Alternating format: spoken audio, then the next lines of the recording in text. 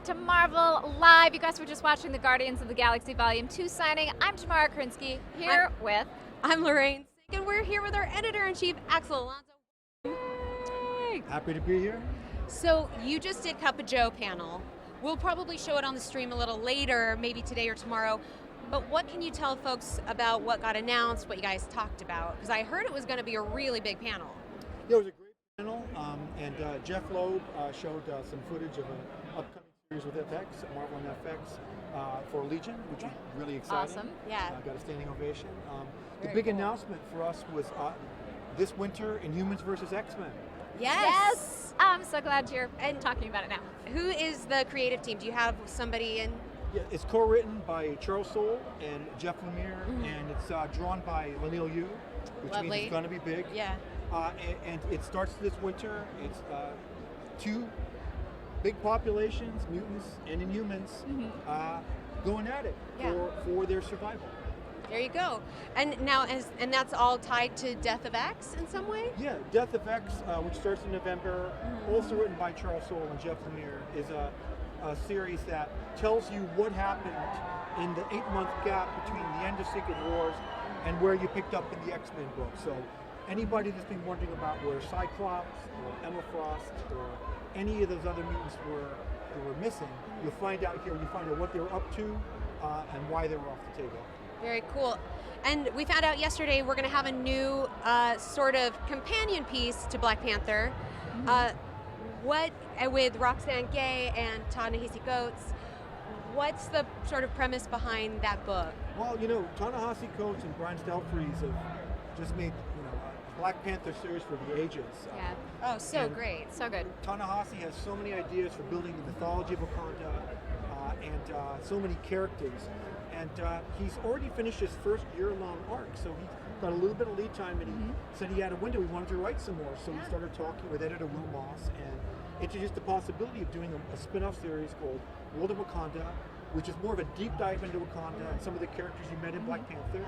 And don't be surprised if Black Panther cameos a bit himself. Yeah. And this book focuses on the Midnight Angels, Ayo and Aneka, two former Dora Milaje, elite Wakandan military guard who became revolutionaries. Right. So it's a little bit about them in the past, a little about them in the present, and I'm very excited about it. I have a question. we are Speaking too. of Ta-Nehisi, you guys have been bringing in a lot of writers over the last couple of years who originated in other forms. They didn't come up through the comic writing ranks, so to speak. You brought in novelists, you brought in people like Ta-Nehisi, you brought in TV writers. What's that experience been like as an editor, bringing them into the fold? Well, I mean, what it comes down to is, in the case of Ta-Nehisi, he's a longtime comic fan, and we go to those tours every Wednesday. So for him, it was really just a matter of learning the form. He's a prose writer. It was him learning how to think visually and describe what he wanted shown in a particular panel. It's a little bit easier for TV writers and screenplay writers to adjust because they're already used to writing screenplay format books where you explain what you're going to see along with the dialogue. But the novelist is a challenge, but Ta-Nehisi was a natural. And I think it really came down to the fact that A, he's smart, and B, he grew up with comics. Yeah, he is so fantastic. I'm such a big fan. We also have a ton of stuff coming for Marvel now. We had Previews Magazine come out a week or so ago, and we've been showing a lot of the art around the booth. What are some of the titles that you are particularly excited to see? Well, it's really hard to pick. I would say that, if there's a flagship title of Marvel now, coming out of Civil War II, it would be The Champions book by Mark Waid and Humberto Ramos.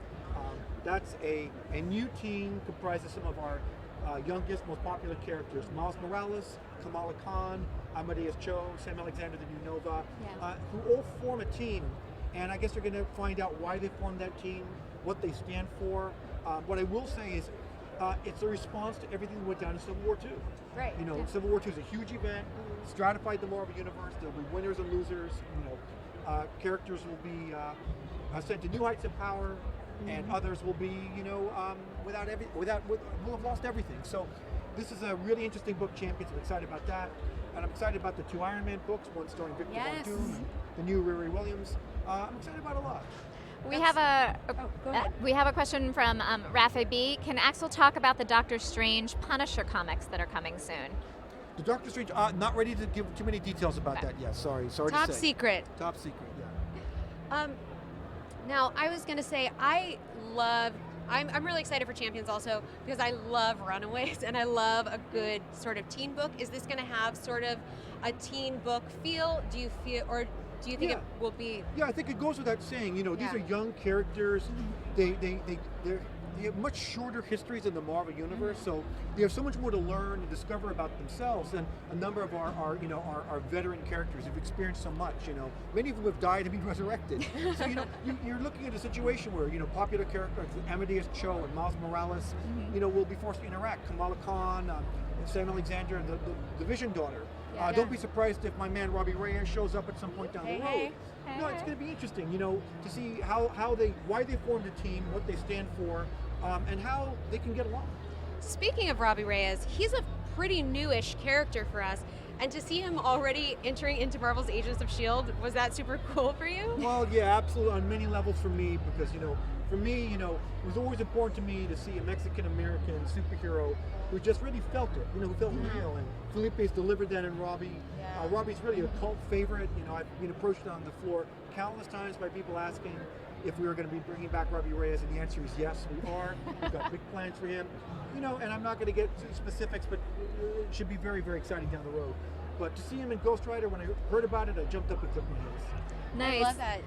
Gavin Perkins wants to know any hints on how Squirrel Girl will continue taking over the Marvel world in the coming years. She's my favorite character. Well, I believe you've got a graphic novel called Squirrel Girl Beats Up the Marvel Universe, or something like that, which is with too Ryan G. big to North. be contained in one comic book. So, she's a breakout hit for us.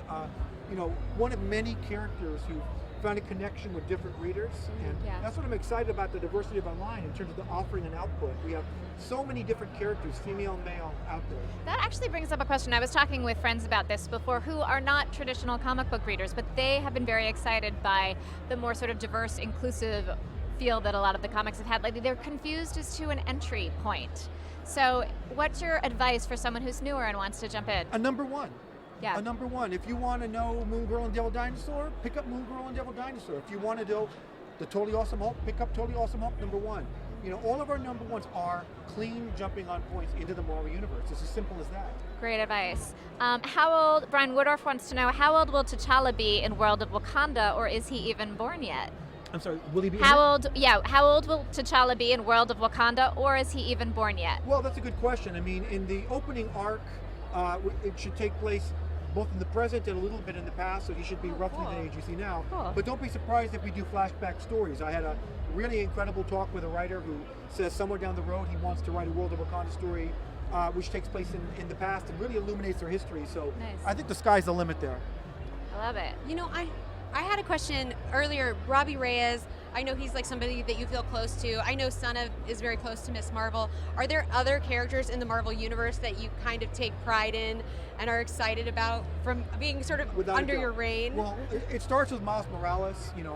I really wanted to see a Black Spider-Man for a while.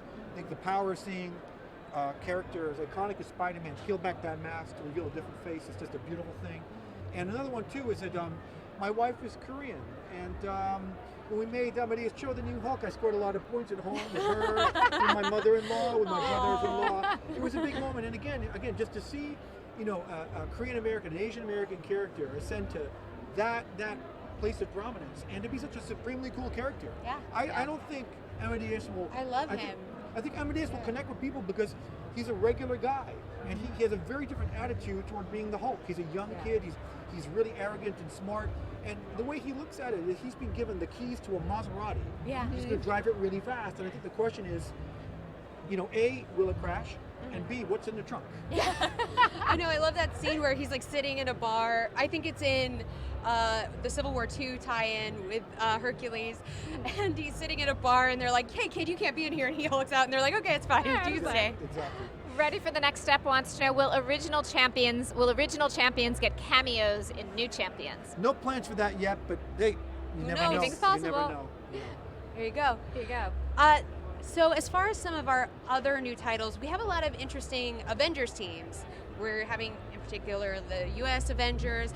What were sort of the ideas of having different Avengers around? Oh, and the return of Great Lakes Avengers. Exactly. what it came down to is that Civil War has an impact on the Marvel Universe, a ripple effect, and it inspires the formation of some new teams. There will be an Avengers team that will reel from the changes and reel from the loss of a certain characters like Kamala Khan. There will be an Occupy Avengers team, which will be the place where you'll see who Hawkeye is and what he stands for going into the future. I think the most important thing, an editor, Tom Brevoort, who presides over the Avengers titles, who really came up with the game plan, is that each book would have its own mission statement, that it would be its own flavor, it would tell its own story, and you wouldn't just be hitting the same notes with different titles. I love that. That's well, awesome. Where can fans find you throughout the weekend at panels, and where can they find you online?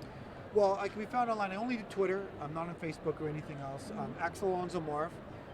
And as far as where I can be found, I'm on the floor, Marvel booth, wandering around. Yeah. Are you done? No more panels? I have a couple more interviews, and then I think I'm done. I did the Cup of Joe today, and I'm done. Oh my Nice. gosh, you just you're get to hang out and enjoy. Exactly. Well, you guys stick around here on Marvel Live. We're going to have Gabriel Bateman coming up very soon and lots of cool stuff. So stay here on Marvel Live all weekend long. Peace. We'll see you in a bit. See you in a bit. Hey everyone,